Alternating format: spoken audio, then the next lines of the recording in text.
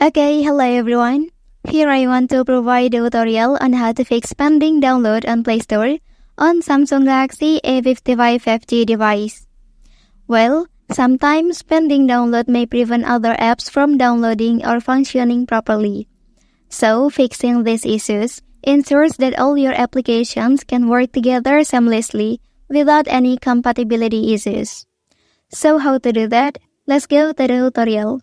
Okay, firstly you have to go to the Google Play Store app. Well, so in this page, I will try to install the application.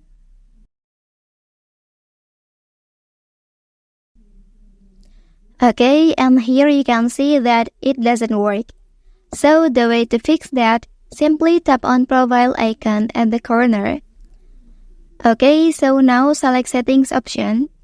After that, here you can choose network preferences. Well, and then you can select app download preference. And lastly, select the first option. Okay, that's the tutorial on how to fix pending download on Play Store on Samsung Galaxy A55 5G device. If you are helped by this video, don't forget to like and subscribe to get other information from this channel. Thank you.